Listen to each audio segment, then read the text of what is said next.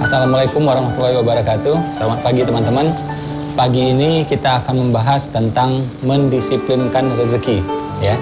Jadi kalau kita disiplin, rezeki juga akan disiplin datangnya ke kita. Luar biasa, ya kan? Nah, saya mau cerita dikit ya tentang pengalaman saya waktu kuliah dulu. Jadi saya punya beberapa orang tua angkat. Salah satunya, jadi ada beberapa ya. Salah satunya adalah Pak Ahmad Faiz. Sebenarnya dia orang Malaysia, namanya Tuan Haji Ahmad Faiz. Cuma dia meminta saya memanggil dia sebagai Pak Faiz gitu. Jadi panggilan orang Indonesia ya. Jadi Pak itu kan khas Indonesia. Orang Malaysia tidak mengenal istilah Bapak gitu. Nah, jadi saya memanggil dia Pak Faiz. Jadi dia gini, dia dosen saya ya. Jadi saya tinggal di asrama dan dia adalah salah satu dosen saya. Ini luar biasa pengalaman yang saya peroleh dari dia. Jadi sebagai orang tua angkat gitu ya, dia ke saya.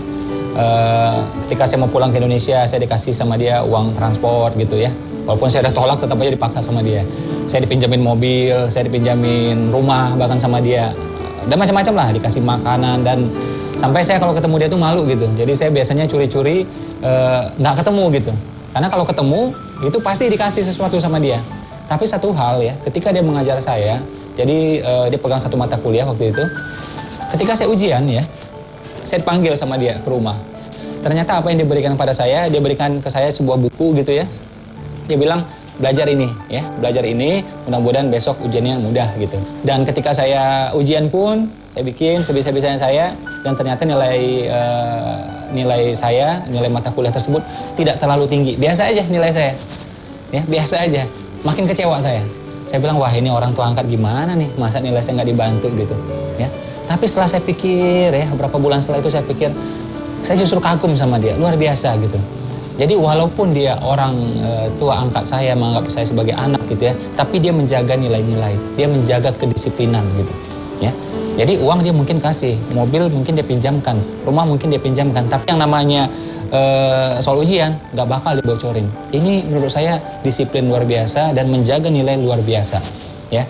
Jadi saran saya, kita nggak usah nuding pemerintah, nggak usah nuding ini itu. Kita mulai dari diri kita mulai dari keluarga kita, mulai dari keluarga besar kita, terus diperluas gitu. Nah, jadi disiplin itu memudahkan rezeki, ya. Apakah rezeki itu mungkin materi, juga kesehatan ternyata. Ya, makanya kalau saya itu ya, kepada tim saya, kalau mereka tidak disiplin, saya pasti marah. Saya selalu bilang, apa yang bisa kita capai, ya, kalau kita nggak disiplin, saya bilang. Tidak akan ada pencapaian besar ya, yang bisa kita capai kalau tidak ada namanya disiplin.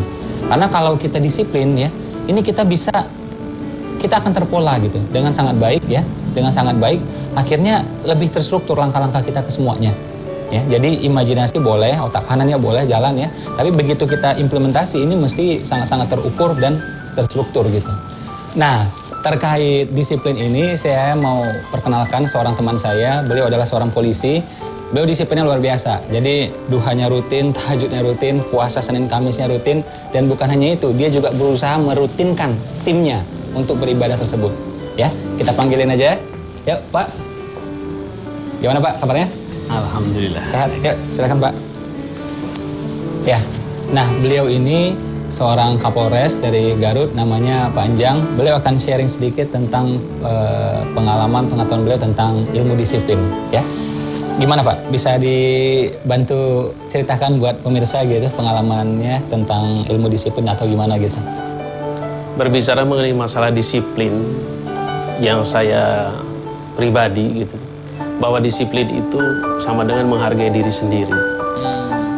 Ketika kita sudah komitmen untuk disiplin, yang pertama harus kita lakukan adalah kita harus mendisiplinkan dulu diri sendiri. Caranya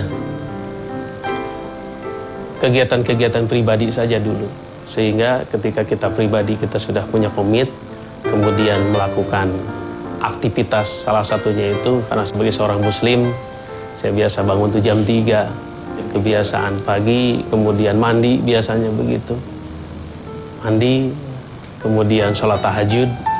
Setelah sholat tahajud kemudian berangkat ke masjid, kebetulan di sana dekat ya, kita jalan ke masjid. Nyampe di masjid, ya seperti biasa kita melakukan sholat sunat, kemudian sholat berjamaah, dilanjutkan dengan dialog ba'da subuh. Itu tiap hari kita lakukan. Kenapa kita lakukan dialog ba'da subuh? banyak anggapan bahwa untuk bertemu dengan Kapolres itu sulit. Jadi saya siapkan waktu jam 5 sampai jam 5.45. Saya lakukan, ya duduk di sana, menerima siapa saja masyarakat yang hadir di situ. Dari golongan mana saja, kita tidak pernah memandang, maupun agama apapun juga. Pernah kami kedatangan seorang dari gereja datang, kemudian kita berdialog masalah-masalah sosial yang ada di sana. Nah, kemudian setelah itu ya kami kembali untuk menyiapkan apel pagi. Di sini berbicara mengenai masalah disiplin. Kalau anak buah menginginkan kita disiplin, anak buah kita yang disiplin, yang harus kita lakukan adalah saya pribadi harus disiplin. Apel pagi di kantor adalah jam 7. Jam 7 atau jam 6.30 saya sudah berdiri di sana. Jadi tidak perlu ngoprak-ngoprek mereka untuk disiplin atau bagaimana. Kita asal berdiri saja di situ, kita ngasih contoh langsung, otomatis mereka akan hadir. Kemudian selalu hal pertama ketika saya masuk di Polres Garut, apel pagi pertama saya katakan bahwa apel pagi itu adalah wajib. Untuk sekarang sebagai saya Kapolres, saya katakan bahwa yang namanya disiplin, yang namanya apel pagi, halal hukumnya tidak apel, asal tidak pernah melihat Kapolres tidak apel pagi.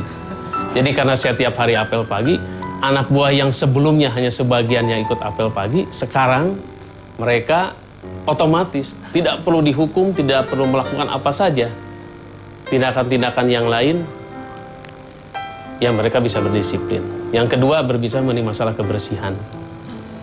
Bahwa kebersihan itu adalah ibunya daripada kejahatan kalau saya katakan. Jadi kalau mau bersih, kalau mau kejahatan atau kriminalitasnya itu turun, yang harus dilakukan adalah bersih aja dulu lingkungan.